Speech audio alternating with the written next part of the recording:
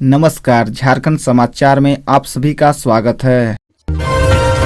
झारखंड में air ambulance सेवा का कितना होगा किराया, किसे मिलेगी सुविधा। राज्य के मुख्यमंत्री हेमंत सोरेन गंभीर रूप से बीमार राज्यवासियों को सौगात देने जा रहे हैं। उनके प्रति संवेदनशीलता दिखाते हुए मुख्यमंत्री के संज्ञान में आते ही ऐसे गंभीर रूप से बीमार लोगों को सरकार ने बेहतर इलाज हेतु दिल्ली, मुंबई या किसी अन्य जगह भेजने के लिए एयर एम्बुलेंस की सुविधा प्रदान की है। झारखंड में इस सेवा की शुरुआत 28 अप्रैल से होगी। मुख्यमंत्री खुद इसका उद्घाटन करेंगे। स्टेट हैंगर से सीएम दिन के 1 बजे सेवा आरंभ करेंगे। इस सेवा के जरिए इमरजेंसी की स्थिति में मरीज को देश के अन्य अस्पतालों में बेहतर इलाज के लिए ले जाने की सुविधा मिलेगी। एयर एम्बुलेंस की सेवा दिल्ली, मुंबई, लखनऊ, चेन्नई, हैदराबाद, बनारस, तिरुपति जैसे शहरों के लिए होगी। केवल 3 घंटे की सूचना पर ही एयर एम्बुलेंस मरीज के लिए उपलब्ध होगी।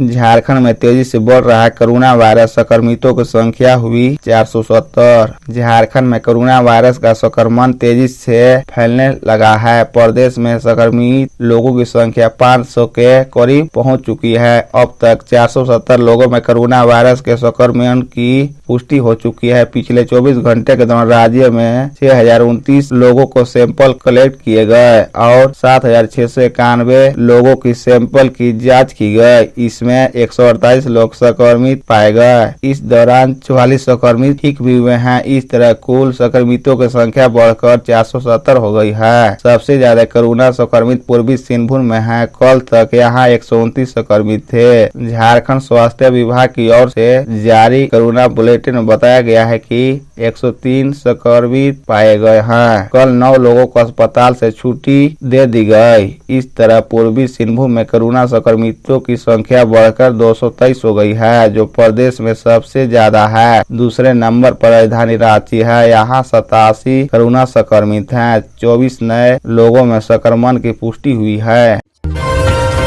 पूजा सिंघल खिलाफ प्राथमिकी पर महाधिवक्ता ने दी सहमति। अब सीएम हेमंत सोरेन से मंजूरी का इंतजार। प्रवर्तन निदेशालय ईडी की ओर से धारा 66 के तहत साझा की गई सूचनाओं के मद्देनजर पूजा सिंघल खिलाफ प्राथमिकी दर्ज करने का मामला अंतिम चरण में पहुंच गया है। विधि सचिव के बाद महाधिवक्ता ने भी प्राथमिकी दर्ज करने के प्रस्ताव पर सहमति दे दी है। अब मुख्यमंत्री की सहमति के बाद भ्रष्टाचार निवारण अधिनियम के तहत प्राथमिकी दर्ज की जाएगी। ईडी ने नवंबर 2022 में राज्य सरकार के साथ सूचनाएं साझा की थी। ईडी ने मनरेगा घोटाले में आरोप पत्र दायर करने और अवैध मनी लॉन्ड्रिंग के मामले में जिला खनन पदाधिकारियों का बयान दर्ज करने के बाद राज्य सरकार के साथ पीएमएलए की धारा 66 के तहत सूचनाएं साझा की थी। ईडी से मिली सूचनाओं के आलोक में कार्मिक प्रशासनिक विभाग की ओर से पूजा सिंघल खिलाफ पीसी एक्ट की धाराओं के तहत प्राथमिकी दर्ज करने का प्रस्ताव तैयार कर सरकार के पास भेजा गया था।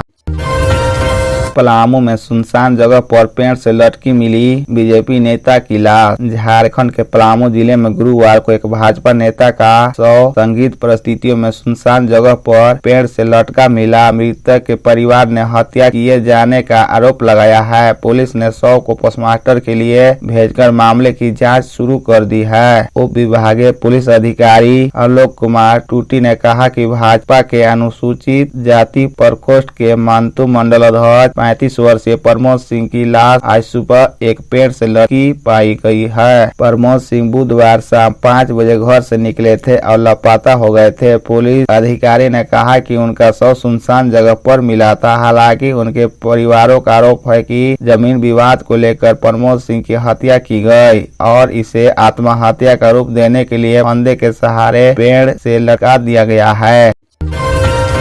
झारखंड के सरकारी कर्मचारियों का महंगाई भत्ता 4% बढ़ा। हेमंत कैबिनेट ने लगाई इन प्रस्ताव पर मुहर। झारखंड कैबिनेट की गुरुवार को बैठक हुई। इसमें झारखंड की हेमंत सोरेन सरकार ने सरकारी कर्मचारियों को तोहफा दिया है। कैबिनेट की बैठक में महंगाई भत्ते में 4% की बढ़ोतरी की गई है। कैबिनेट सचिव अनंत दल ने जानकारी दी कि राज्य सरकार के कर्मियों को 1/1/2016 से स्वीकृति पुनरीक्षित वेतनमान में 1/1/2023 2023 के प्रभाव से महंगाई भत्ता की दरों में वृद्धि की मंजूरी दी गई है। इसे बढ़ाकर 42% कर दिया गया है। संविदा के आधार पर कार्यरत कर्मियों के संविदा राशि के निर्धारण की स्वीकृति दी गई है। स्थानीय नगर निकायों के लिए प्रशासन की नियुक्ति की स्वीकृति। झारखंड के स्थानीय नगर निकायों में आम निर्वाचन स्थगित होने के कारण प्रशासन की नियुक्ति की स्वीकृति दी गई। झारखंड मोटर यान निरीक्षक सनवर नियमावली 2023 पर स्वीकृति दी गई। विनोद बिहारी महतो कोयलाचल विश्वविद्यालय धनबाद के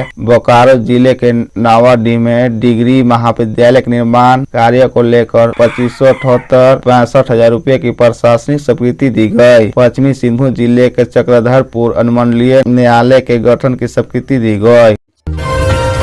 झारखंड वंदे भारत एक्सप्रेस पर ग्रहण अभी और करना होगा इंतजार। झारखंड वंदे भारत एक्सप्रेस की शुरुआत जल्द ही होने वाली है, लेकिन अब तक जानकारी ऐसी मिल रही है कि लोगों को इसके लिए इंतजार करना पड़ सकता है। खबरों की माने तो वंदे भारत एक्सप्रेस के आगमन से जुड़ी कोई भी आधिकारिक जानकारी निकलकर सामने नहीं आई है। ऐसे में जो खबरें आ रही थी कि अप्रैल महीने के अंत में झारखंड की पटरी पर यह ट्रेन दौड़ेगी, वो सही साबित होती नजर नहीं आ रही है। 25 अप्रैल को वंदे भारत की शुरुआत होने का आदेश लगाया जा रहा था, लेकिन अब लगता है कि झारखंड का इंतजार अभी और लंबा है। बताया जा रहा है कि झारखंड में इस ट्रेन की शुरुआत मई महीने में हो सकती है। खबरें ऐसे चल रही है कि इसके लिए झारखंड में तैयारियां शुरू भी कर दी गई है और चालक दल सहित तमाम चीजों का अच्छे से ख्याल रखा जा रहा है। लेकिन जब तक रेलवे की तरफ से कोई आधिकारिक बयान निकलकर सामने नहीं आता है, तब तक यह कहना मुश्किल होगा कि इस ट्रेन की शुरुआत झारखंड में कब से होगी।